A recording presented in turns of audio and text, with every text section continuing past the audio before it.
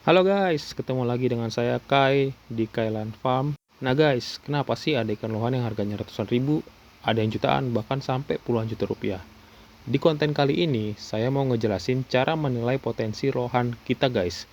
Dan pada konten kali ini, kita mau pakai contoh ikan lohan saya yang ukuran kurang lebih 14 cm ini ya guys. Ini jenis lohan SRD atau Super Red Dragon. Yuk disimak ya guys videonya. Hai teman-teman lohan lovers semuanya. Di konten kita kali ini, saya mau menjelaskan 5 faktor utama yang menentukan kualitas ikan lohan, terutama jenis SRD atau Super Red Dragon saya ya guys. Jujur saya ini pertama kali melihara ikan lohan, masih newbie lah istilah katanya, tapi alhamdulillah dan puji Tuhannya saya udah dapat banyak ilmu dari susu kita guys. Nah, ada beberapa faktor penilaian ikan lohan kita ini bagus atau tidak, layak kontes atau tidak. Faktor penilaian yang pertama yaitu dari jenong atau kok ya guys. Indikatornya apa aja sih?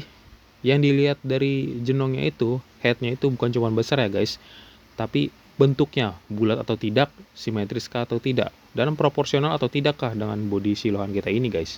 Jika di ukuran 15 cm, kalau jenongnya udah mulai naik dan padat, itu tandanya genetiknya bagus ya guys. Jika di ukuran 15 cm, tapi jenongnya udah mulai naik dan padat, itu tandanya ikan lohannya genetiknya bagus ya guys. Bahkan ada yang masih seukuran 2 jari, tapi udah mulai menjenong guys keningnya. Udah mulai ngebum lah. Itu tandanya bagus guys. Nah, kita masuk ke indikator yang kedua, yaitu mutiara. Super Red Dragon yang bagus punya mutiara yang rapat, terang, dan tembus sampai ekor.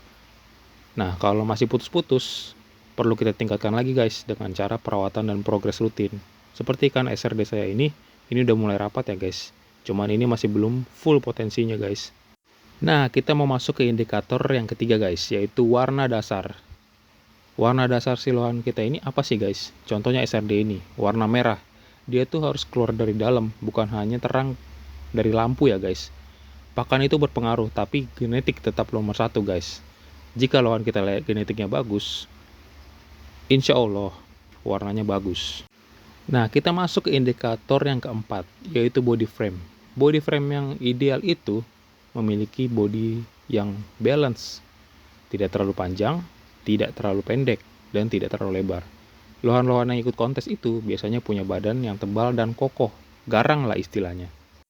Nah guys, kita masuk ke indikator yang terakhir, yaitu mental dan gaya renang.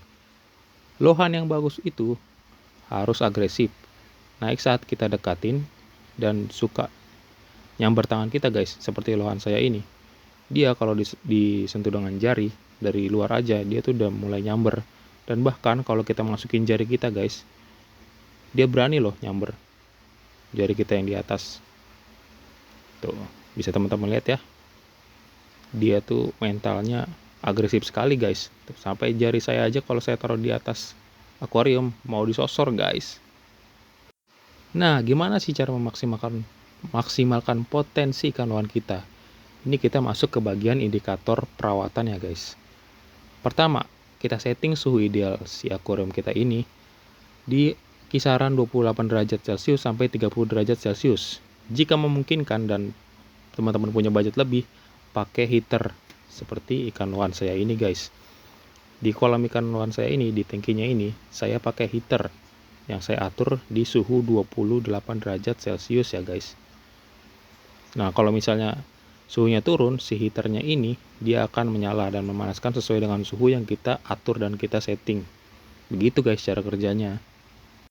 Poin berikutnya yaitu sering-sering ganti air guys, minimal 3 hari sekali. Maksimal 2 hari sekali guys. Kenapa? Karena si ikan lohan ini rakus guys makannya. Dan seperti yang teman-teman lihat, ini akuarium sebenarnya baru tadi pagi saya ganti air ya, sekitar 30 cm-an, 30%-an lah. Tapi udah kotor lagi guys. Udah banyak kotoran-kotoran yang numpuk di pojokan. Lalu di poin berikutnya itu pakan yang selang-seling. Pakan yang selang-seling maksudnya apa aja sih guys? Saya ini untuk merawat ikan lohan, saya itu menggunakan 3 jenis pakan ya. Yang pertama pelet jenong, yaitu Premium Maxi. Terus ada pelet Premium Red dan protein dari makanan yang alami seperti udang, jangkrik gitu. Tapi saya jarang ya pakai jangkrik, nggak pernah malah. Saya malah pakai udang kupas guys, karena beresiko kalau kita kasih makan jangkrik tuh. Kalau kelebihan kasih makan jangkrik juga, lohan kita bisa gosong guys warnanya.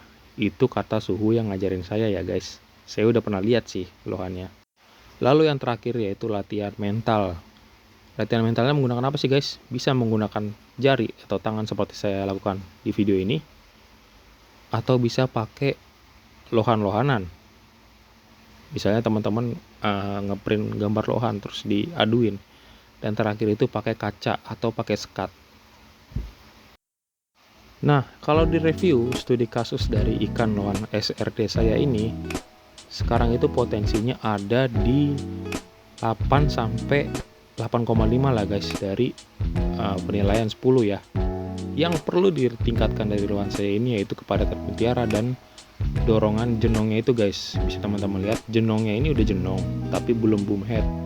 Dia juga belum cross head juga, jadi ngebatiknya itu masih di pinggir-pinggiran di jenongnya itu, belum sampai tengah guys, dan mesti diprogres lagi guys, barulah bisa turun kontes. Nah, kalau teman-teman punya ikan lohan di rumah, coba deh nilai pakai 5 indikator yang tadi saya sebutkan.